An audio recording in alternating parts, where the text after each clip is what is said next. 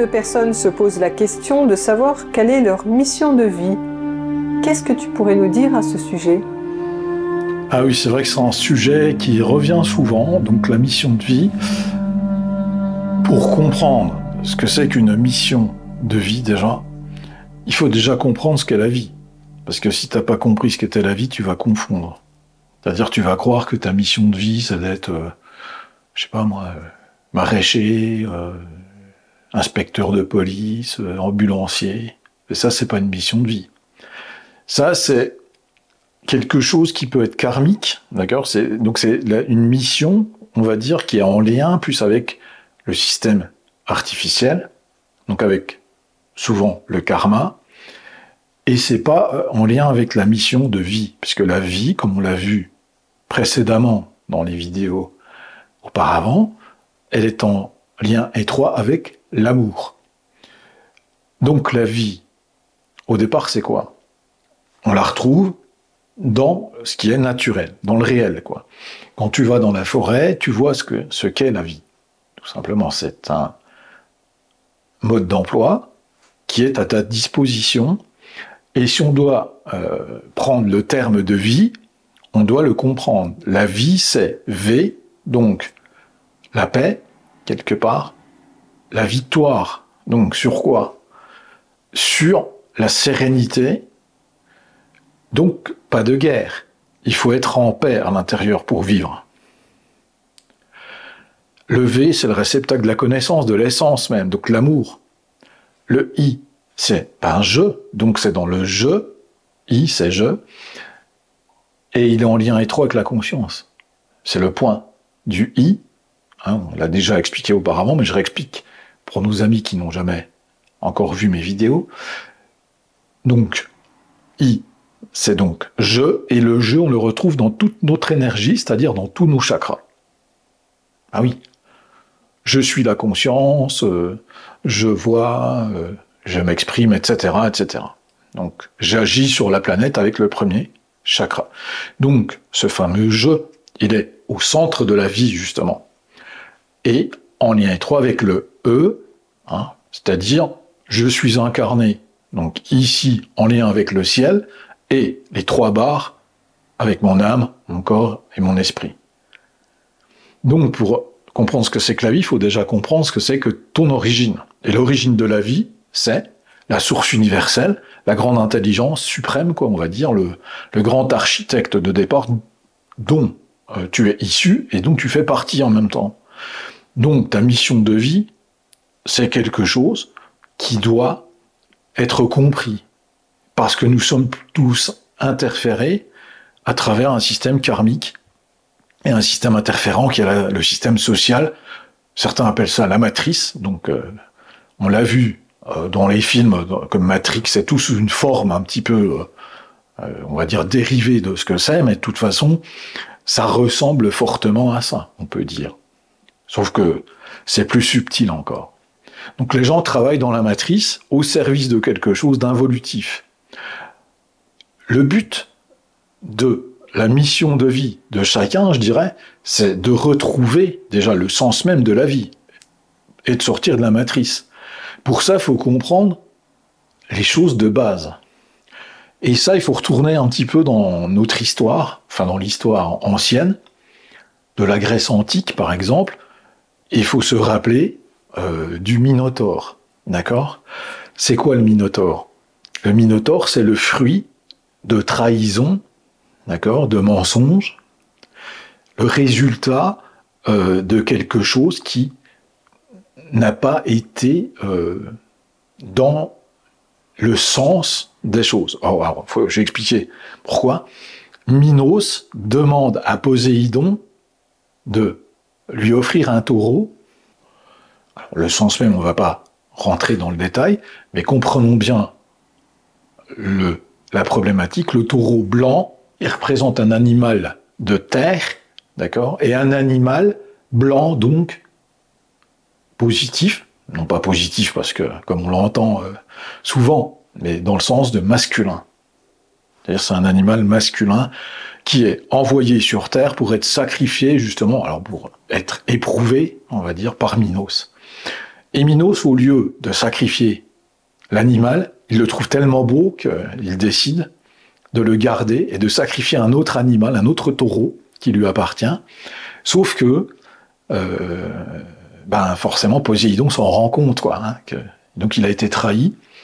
Et pour se venger, parce qu'il y a un retour de bâton, comme on dit souvent dans l'univers, quand tu fais les choses à contresens ou alors en égoïste, parce que Minos est égoïste à ce moment-là, quand il doit sacrifier ce taureau blanc, c'est quelque chose de collectif, d'accord, qui doit profiter à tous, quoi. Donc c'est comme une connaissance universelle qui doit être diffusée. Lui garde ça pour lui, tout seul, en égoïste. Donc on voit le retour de bâton, c'est que Poséidon, on l'entend pas de cette oreille, et lui il décide donc de se venger et de transformer ce taureau en bête féroce, quoi, tout simplement. Donc il va se passer un tas de choses, je ne vais pas rentrer dans le détail. Ensuite, il y aura encore une seconde trahison, puisque le taureau va enfanter le fameux Minotaure, mi-homme, mi-taureau, qui est le fruit finalement de toute cette trahison et de tout cela.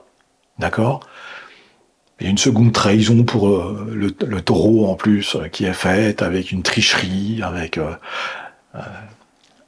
un personnage, alors je me rappelle plus son nom exact, mais c'est pas grave, qui va se déguiser, si tu veux, en taureau, lui-même en vache, je ne sais quoi, tu vois, à travers un artifice, quoi, comme d'habitude, donc à travers l'artifice. Il va y avoir une seconde trahison, c'est-à-dire qu'il va enfanter à travers ça, puis ça va donner le Minotaure, forcément, un résultat qu'on peut estimer le résultat de nos vies dans le transgénérationnel. Moi, je le vois comme ça. C'est-à-dire qu'à force de tricherie, à force d'illusion, à force de mensonges, à force de mettre de l'artifice partout, on a un résultat d'une humanité qui est complètement dérivée de son origine et qui devient monstrueuse. C'est le Minotaure. Et donc le Minotaure, il va être enfermé par Dédale dans le fameux labyrinthe afin de cacher un petit peu le résultat de tout ça. C'est un petit peu ce qu'on vit toujours aujourd'hui à travers les mensonges, à travers le labyrinthe d'un système involutif qui nous ment, qui nous manipule et qui nous fait croire à des illusions et qui cache la vérité, qui cache ce qui est dérivé, ce qui n'est pas originel, ce qui est monstrueux, en nous faisant croire que finalement c'est bien tout ça et qu'on doit vivre à travers ça. Donc la mission de vie là au milieu, c'est quoi ? C'est Thésée qui nous l'explique finalement. Puisque Thésée, qui est amoureux d'Ariane et Ariane de Thésée, Ariane c'est la fille de Minos, d'accord ? Donc c'est la polarité féminine. Et comme le Minotaure est terrorisant et que tout le monde veut l'éliminer finalement, Thésée se charge de la mission. Et pour cela, il utilise le fil d'Ariane pour ne pas se perdre dans le dédale, parce qu'à chaque fois quelqu'un veut éliminer cet égrégore du Minotaure, enfin le Minotaure lui-même dans la légende, il se perd soit dans le labyrinthe, d'accord, soit il est éliminé par le Minotaure, quoi, quand il est trouvé. Donc Thésée, il utilise le fil rouge d'Ariane. Pourquoi le fil rouge ? Ça nous renvoie à l'essence, ça nous renvoie à la connaissance universelle, et ça nous renvoie à notre origine. Ariane, dans son prénom déjà, c'est très intéressant de comprendre ce qu'elle représente. Ariane, elle est la polarité féminine qui reçoit la connaissance, qui la donne à Thésée, et grâce à ce fil de la connaissance, il peut aller chercher le Minotaure et revenir ensuite. Aller chercher le Minotaure, et revenir ensuite grâce au fil d'Ariane. Donc, dans la mission de Thésée, c'est bien d'aller nettoyer l'égrégore, finalement, du transgénérationnel, de ce qui a été mal mené auparavant, avec l'aide d'Ariane. Ariane, la fille de Minos, donc, qui lui avait trahi Poséidon. Dans nos vies, tu vas prendre le transgénérationnel et tu vas t'apercevoir que tous nos parents, ils portent cet égrégore-là du système involutif, de la trahison, de la tricherie, de l'illusion, du matérialisme. qu'on met à la place de l'amour. Et je trouve que l'histoire de Thésée, c'est ce qu'on doit tous faire, quelque part, c'est à l'aide de la polarité féminine, le masculin doit aller remettre en équilibre les énergies de la source universelle en nettoyant ce qui n'a pas été compris, ce qui a été transmuté, ce qui a été transformé et qui n'est pas la vérité. Parce que le Minotaure n'est ni un taureau ni un homme. C'est juste l'aberration de trahison et de tricherie. Donc si on comprend ça, on comprend pourquoi il a besoin de la connaissance universelle du fil d'Ariane, donc, pour aller débusquer le Minotaure, le nettoyer, le détruire ça. Et c'est comme s'il allait rechercher à l'intérieur du labyrinthe, donc à l'intérieur de lui, de nettoyer toutes les blessures du passé transgénérationnel. Il est important de comprendre, quand on veut faire, soi-disant, une mission de vie, déjà, l'origine. Si tu veux faire une mission de vie, il faut déjà nettoyer tout ce qui est transgénérationnel, tout ce que tes parents t'ont appris, et désapprendre ça pour réapprendre ce que c'est que la vie, ce que c'est que la connaissance universelle. Observer le système, comme il fonctionne, et ce qu'il le crée. Il crée des monstres, il crée des mensonges, il crée des illusions, mais il ne crée pas la vie, quoi, tout simplement. Donc il s'agit bien, pour faire une mission de vie, d'aller chercher ce qu'est la vie et de nettoyer déjà les blessures du transgénérationnel. C'est la mission de chacun, c'est la première chose à faire pour aller vers la vie. Donc il n'y a pas d'autre façon de percevoir les choses. Parce que le taureau blanc, d'accord, de départ, il n'existe plus à travers ce qui s'est passé. Donc il s'agit bien de recomprendre la Terre, parce que le taureau blanc représente un signe de terre, je rappelle, et la polarité masculine, c'est-à-dire celui qui envoie la connaissance. On a complètement détruit la connaissance universelle pour la remplacer par un minotaure. C'est important de comprendre ça. Donc, le passé nous raconte déjà ce qu'il faut faire. Sauf qu'on ne vous a jamais expliqué exactement de quoi il s'agissait, quoi. Ça a l'air simplement une petite belle histoire qu'on nous raconte les soirs d'hiver, devant la cheminée. Mais ce n'est pas que ça. C'est l'histoire de la vie, quoi, tout simplement, qui a été détournée à travers un système involutif, quoi, un système guerrier, un système combatif, et un système mensonger, quoi, tout simplement, qui n'est pas en lien direct avec la vie. Une mission de vie, c'est en lien direct avec la vie. Aller chercher est-ce que je dois être avocat, machin, tout ça, ça c'est une mission parallèle, quoi. C'est pas la mission de vie, ça. On a beaucoup fantasmé sur ces histoires, sans comprendre l'origine. C'est ce que j'aime faire, c'est remontrer un peu l'origine des choses. Et l'origine des choses, elle a déjà été transmise il y a longtemps, sauf que c'est comme la Bible ou machin, c'est tout édulcoré et mis de côté, raconté comme une histoire banale finalement, mais qui n'est pas si banale que ça. Et quand on va guérir notre passé, notre transgénérationnel, comment on fait pour trouver cette mission, pour savoir ce qu'on doit faire Justement, alors, on est tous venus avec des outils. T'as un potentiel, comme on dit, tu vois, un potentiel. Et en fait, c'est ta conscience supérieure qui a la réponse à ça. Tant que tu n'es pas en équilibre, c'est-à-dire tant que tu es en conflit avec tes parents, d'accord, parce que t'as pas compris, t'as pas nettoyé tout ça, t'es pas en lien avec la source, donc t'es pas en lien avec ta conscience supérieure. Puisque l'équilibre, c'est la croix. C'est Jésus qui l'a montré, de toute façon. L'équilibre, c'est le cœur. Donc, si t'es le cœur brisé, qui est en colère après tes parents, t'es pas en disposition de recevoir ta mission de vie. Tant que c'est comme ça, tu ne reçois pas ta mission de vie, puisque tu peux pas la capter. Si c'était de travers, comme ça, on a beau couler de l'eau, ça coule à côté, quoi, tout simplement. Donc, il s'agit bien de guérir ces blessures. C'est la première chose pour recevoir la mission de vie. Une fois que tu es équilibré, tu peux comprendre, puisque c'est comme si tu avais là ce qu'on appelle la science infuse, c'est-à-dire que tu reçois chez toi les informations nécessaires à qu'est-ce que tu as amené comme outil, est-ce que toi, tu es quelqu'un qui s'exprime, tu vois.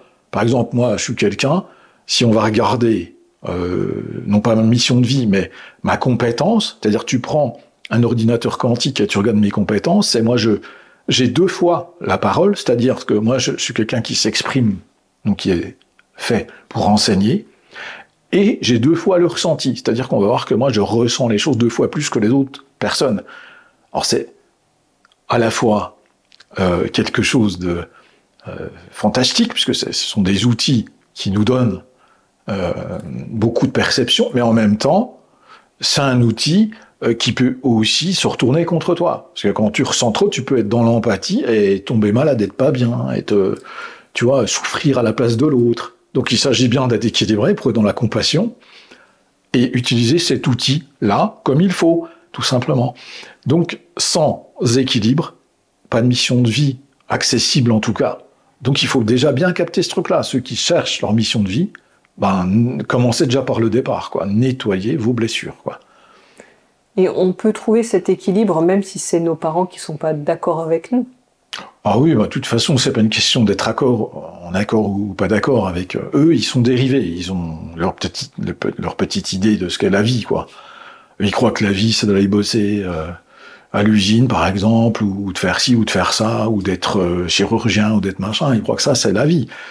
Ça veut pas dire qu'il faut rejeter tout ça. Ça veut dire qu'il faut être dans une nouvelle façon de percevoir les choses. Donc, ce qu'ils pensent, c'est pas grave. C'est leur façon de percevoir. On peut les respecter pour ça, puis on peut se dire ils sont pas prêts à penser autrement. C'est pas pour autant que ce qu'ils ont transmis était inutile. Voir ce qui était bon dans ce qu'ils ont transmis pour ta mission future, ce que tu as appris à travers les blessures qu'ils t'ont infligées, ça c'est important. Ne pas voir que le mal, parce qu'ils n'étaient pas là pour faire le mal, ils étaient là avec leur capacité qui avait été amoindrie.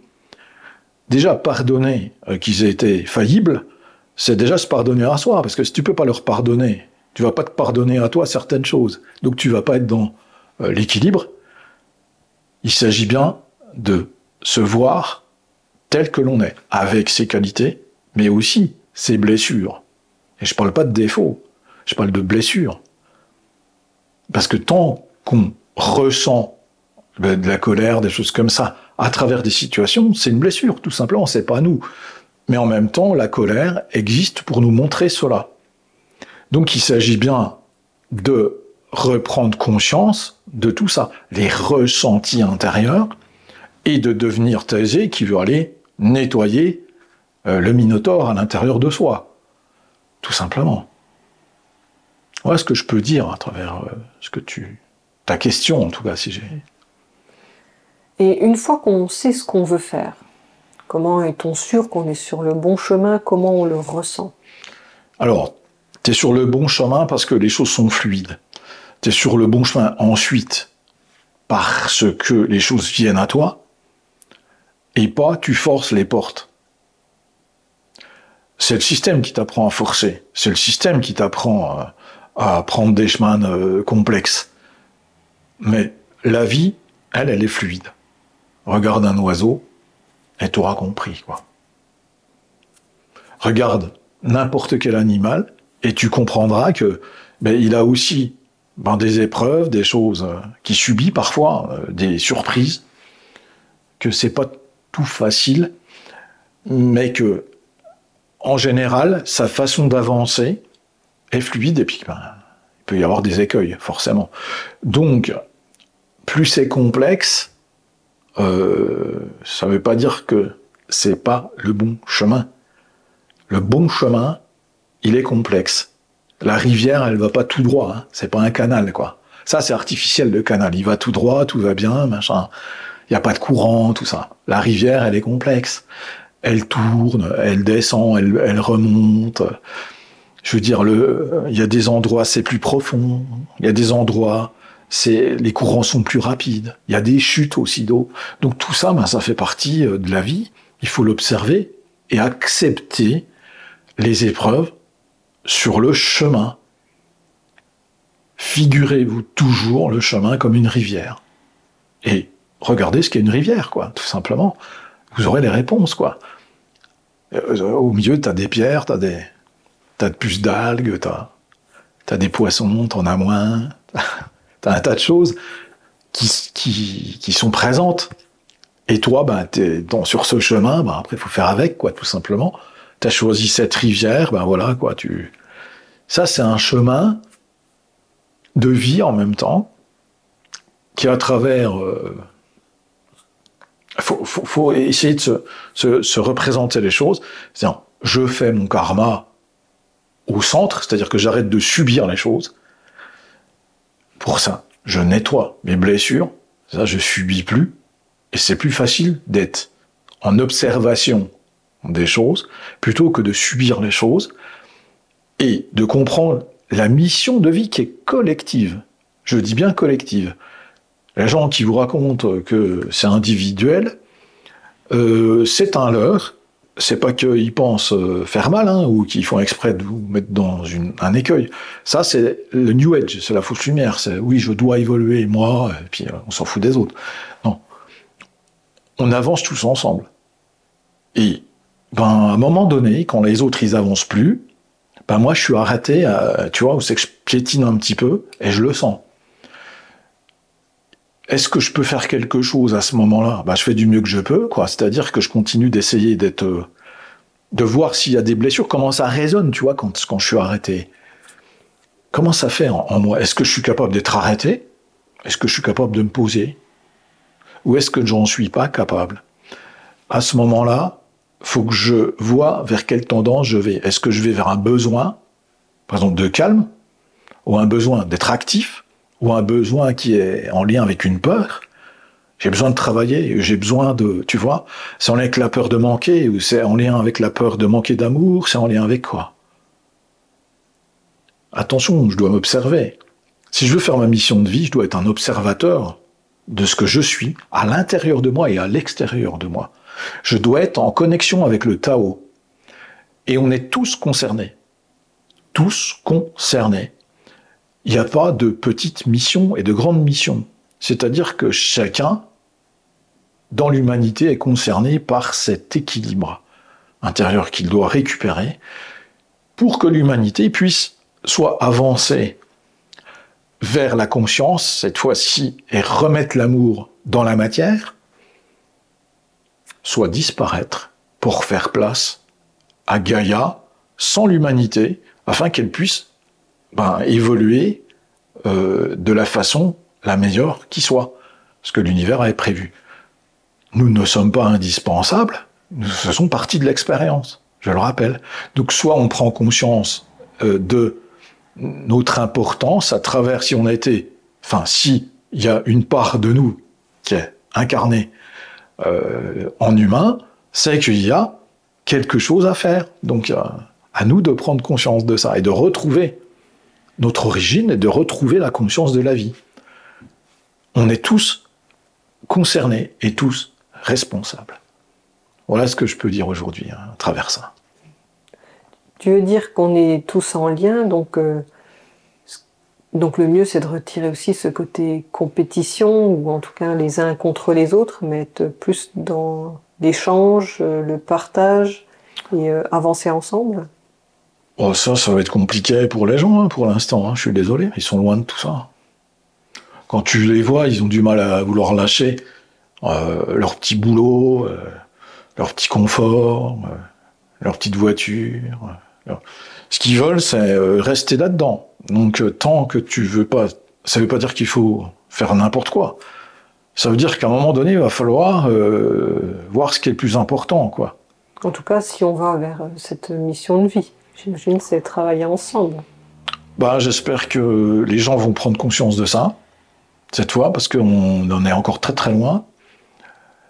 Que quand ça va basculer, parce qu'on ne peut pas tirer sur la corde comme ça éternellement, sans qu'elle casse, qu'il va falloir retrouver cette origine et cet amour des uns des autres. On sera obligé de lâcher l'artifice à ce moment-là, et on sera obligé de se reconnecter les uns aux autres pour pouvoir avancer vers quelque chose de constructif et d'essentiel. Arrêtez d'aller à l'artifice. Mais bon, après, pour l'instant, je suis pas devin, moi, j'ai pas... Je suis là dans l'instant présent. Je suis pas quelqu'un qui projette les choses et qui donne des illusions aux gens et qui les maintiennent dans des croyances limitantes ou des espoirs. Je suis pas comme ça. Moi, je suis là pour dire ce qui est et pour redonner, en fait, la conscience universelle le plus possible, le mieux que je puis, quoi, comme on dit, et pas pour essayer de donner des illusions, entretenir les gens dans je n'agis pas, je reste comme ça. Faut pas oublier un truc, quoi. C'est quand j'agis dans le sens de la source, ni pour me battre, ni pour détruire les autres, mais en mettant l'énergie au service de la vie, pas au service de la mort, pas au service du combat, pas au service de la destruction de celui-ci ou de celui-là, même s'il a mal agi dans mon imaginaire, dans ce que je crois, dans ce qu'on m'a appris à penser. Peut-être que je suis en train de me tromper, peut-être que il est là pour me réveiller à ce que je ne suis pas, ce que je ne veux pas, ce que je ne dois pas être, ce que je ne dois plus être. Et tant que j'ai pas compris ça, tant que j'avance dans le sens de la vengeance, mais je suis dans les énergies de Satan et de Lucifer, tout simplement. Je dois déjà m'observer à l'intérieur. Quand je m'observe à l'intérieur, je vois quoi? Je vois comment on m'a enseigné. Ce qui me plaît, ce qui me plaît pas. Ça me plaît pas? Je vais pas l'utiliser, quoi, tout simplement. Mais je sais que ça existe. Si ça existe, c'est pour que je comprenne ce qui était bon, ce qui était mauvais dedans, dans ce que je ressens. Pas dans mon jugement, dans les ressentis intérieurs. Et si je veux plus de ça, j'arrête de nourrir ça.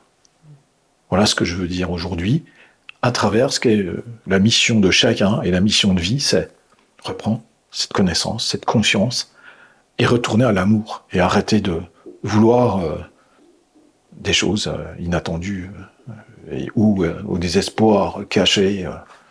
C'est illusoire tout ça. La vérité, c'est que si on fait ce travail, chacun d'entre nous, on sortira beaucoup plus vite de ce monde d'illusions, terroristes et sans conscience. Voilà ce que je dirais aujourd'hui. Merci pour cet échange.